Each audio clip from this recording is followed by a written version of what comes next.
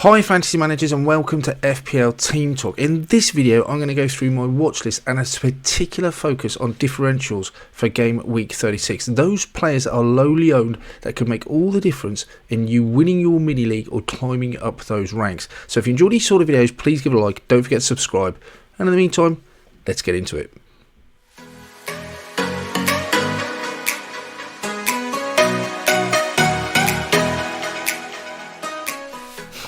So first player on our list is Kevin De Bruyne. Now he is not at the moment differential by any means. The first two players on the list are not going to be differentials. They are just players that I am really interested in.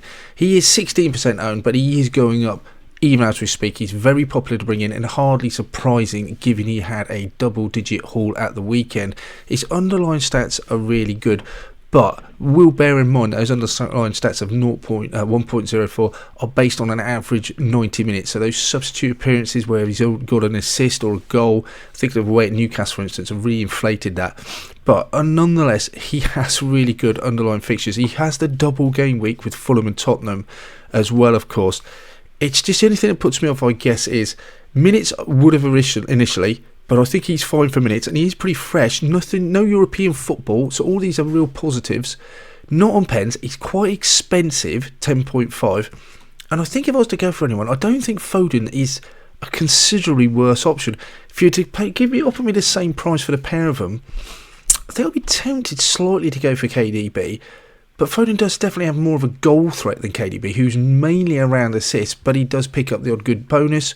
But there is a lot of competition in those midfield, especially if you're thinking that you've already got someone like Foden. You might have Saka already. Most of us will have Cole Palmer and Son because he's got a double-double. So it doesn't leave a lot of wriggle room in that midfield.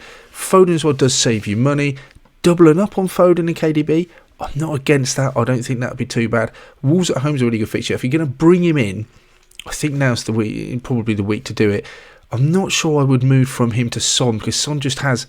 He has a double as well, and he's got Sheffield United away at last game of season.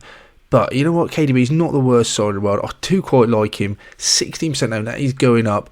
Yeah, I mean, I expect him to play every single game. I do think he's decent, but for me, I think just pound for pound, because they're not the same price, KDB and Foden, I think I'll just go for Foden. If you wanted both, can't argue with that. The other one that is really popular as well for people transferring him is Alexander Isak, and no surprise, I'm an owner of Isak as well, bringing him on a wild card. He's 35% owned. He's had a great season, and look at what I do love about him: 23 appearances, 19 goals, 1 assist. It's just all about goals for Isak. Have you missed a boat is my only thinking at the moment if you haven't brought him in, and it feels like he's more of a shield to protect your rank than a sword going up. The only thing I'd say as well, I think it's 6 home games in a trot he's scored for at the moment, which is great news if you're Newcastle and you've owned him. The next 3 of the next 4 are all away, and he only actually has 1 return in the last 6 away games. So Newcastle perhaps less potent away from home. I'd almost say they are less potent away from home. I don't think that can be really disputed, but less potent enough to go without him. I'm not sure. 3 away games. Burnley doesn't look like a bad fixture. You wouldn't say Man United and Brentford would be either. And Brighton at home will ship goals. So it looks like there's goals in there. Wilson potentially would take some minutes off him. He's certainly not going to be unaffected by Wilson's comeback. But with that double, he still feels like a good option. Not massively the differential unless your mini league rivals don't own him. But in which case he looks a great option. Otherwise, he still looks a great option. I'm just a little bit wary of the fact that he doesn't get many attack returns away from home. Also, could he be rested with Wilson around for those 2 in that double game week? I think there is a chance he could be. Depends, I think, how Newcastle close they are to European football. But do like him. If you don't own him, he would be one of the top Newcastle players to bring in for me at the moment, him and Gordon. And he just would, with that goal threat, he just looks brilliant. Looking at differentials then, he is really lowly owned, Garnacho at 10.7, and he is super cheap. Now remember, this list of differentials that I'm going to be looking at now, there is a reason why they're differentials. Although with Garnacho, he's been brilliant this season. He's pretty much nailed. I think he's played every game since game week 10 he started. 2 returns in the last 4 matches, and his numbers are decent, 0.59. You might not really fancy that Manchester United side, and I don't think they're playing great, but they're still scoring goals. Away at Palace will be a tricky fixture. Arsenal and Newcastle, it's at home for both of them, and away at Brighton, you'd have to say there's some goals in that. And Garnacho's one of those players that will just be involved in everything. The last 2 games, he's not had a return, but he's put up numbers of 1.21 and 1.16 expected goal involvement. So he's always there or thereabouts. So there's no guarantees with obviously with any player, and less so with a differential like Garnacho. But for the price, he looks really cheap. Bruno is obviously slightly more favourable, I'd say, but he is a lot more expensive. I think Garnacho is one of the best differentials in terms of value for money.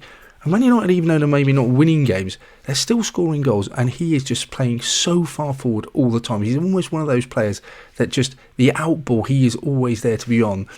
And Ten Hag doesn't tend to rotate his size much, so Garnacho looks like a great option. Another player, striker, João Pedro, on pens, really cheap. He's got 3 home fixtures in the last... Sorry, he's got 2 home fixtures in the last 4 games. He's played the last 3, scored 4 goals in the last 9 games, Brighton altogether, which is a worry. But he has decent underlying stats. So in the last game, they lost 3-0 to Bournemouth. 1.11 was his expected goal involvement. But Brighton are suffering at the moment. João Pedro, I think he's a good option. But he does worry me that there are only 4 goals in the last 9 games. Brighton's season seems to be petering out. So even though those underlying stats look decent, it is a worry. And those fixtures, I wouldn't say look great. But again, he is a differential for a reason. So he's very lowly owned. He could make a big difference. Could Brighton score against Villa at home and Chelsea at home? Absolutely. Could they go Newcastle, Man U? Yes, they could. João Pedro more than likely be involved. So have to wait and see. But they do worry me in general that they're not scoring many goals. But as a cheap striker up front, I think he'd be up there as one of the ones I'll be looking at. Next then is we have Richarlison, 2.5% owned. Now I did own him earlier on in the season, and he's just back from injury, so there's a word of caution with him. And the fixtures look okay. Got Burnley at home, Sheffield United away, which look great. In between, you've got Liverpool away, Man City at home, which you'd have to say tough fixtures. Not expecting too much from those. If he gets minutes in the next game, in the double away at Chelsea, then I would consider bringing him in if he starts that second game in this game week. Otherwise, he is a bit of a risk. But remember, he's listed as a midfielder, so he's taken a valuable slot, but he's pretty cheap, and Tottenham are just so attacking. So if you think he's going to start, and I'll be tempted to even wait and see that Liverpool game away, if he does start that one, then yeah, what a chance it is. Against Burnley at home, Sheffield United away, he could do some damage. 2.5% owned. I think he could really be a good differential. And remember, before he got injured, he was playing really well, and he was the number 9 preferred player up front, with Son going back onto the left. And I do think Ange Postecoglou will probably go to that when he's convinced Richarlison's fit. But he looks good. I like him. 2.5%, as I keep saying. I think he's a great differential option. Lastly then, I've gone for Gvardiol. He has obviously got some really good returns in the last few weeks. But his underlying stats don't look any more amazing. His underlying stats are certainly not 1.04. I haven't updated those. There's something like 0.11 expected goal involvement.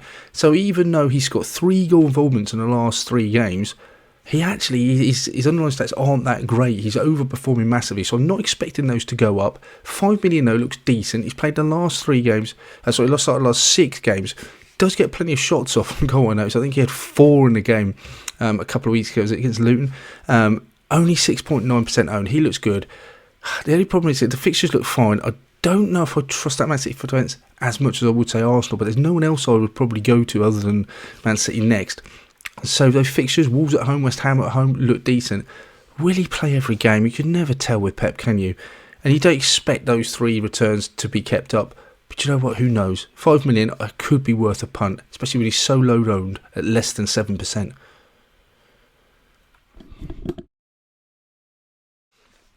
That's it for this one then, guys. Let me know in the comments below if there are any players that you think I've overlooked that are good differentials moving forward to the rest of the season. In the meantime, we'll come back at you with a team selection towards the end of the week. In the meantime, have a good one, guys. Speak to you soon.